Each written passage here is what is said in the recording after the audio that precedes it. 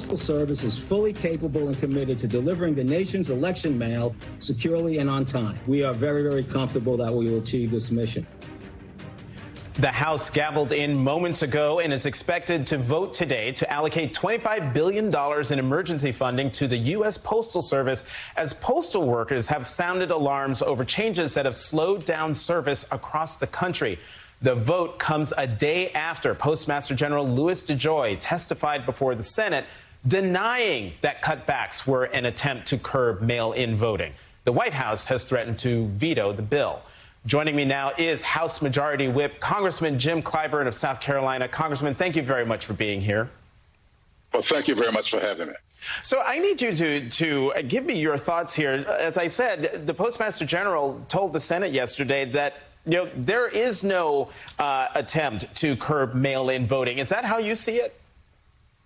No, it's not the way I see it. The fact of the matter is, irrespective of what he may say took place between him and the president, they met just before he implemented these policies.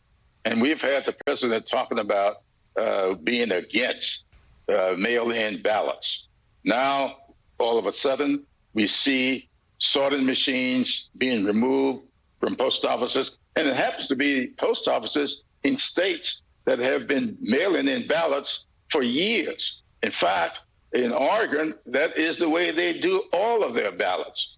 And so there's no question in anybody's mind that this is an attempt to slow down the mail, prolong the count, allowing this president to have a post-election narrative that will bring all kinds of doubts to the results. So there's no question in anybody's mind as to what's going on here. So, Congressman, let me ask you a practical question here, because people watching might say, great, the House is doing something. They're voting on a bill. They're trying to save the Postal Service. But then the bill goes over to the Senate, where Senate Majority Leader Mitch McConnell, I doubt he'll even bring this to the floor for a vote. And as I mentioned before, the White House has already announced a veto. So why do this if it's going nowhere? Well, I think the American public needs to see exactly who is doing what and who is not doing what. And I think that we, coming back here today, we will demonstrate to the American people exactly who is trying to sabotage this election, who is trying to suppress this vote. So it's not their words that matter, it's their deeds. And most people understand the difference between words and deeds. This president and this Postmaster General expressing a lot of words, but we're also watching what they do. And I really believe that that will incent the American people in a way they have never been incented before to get to the polls on election day. October is election month. In every state that starts absentee voting early, that starts what we call early voting, we are going to organize around those dates rather than November 3rd.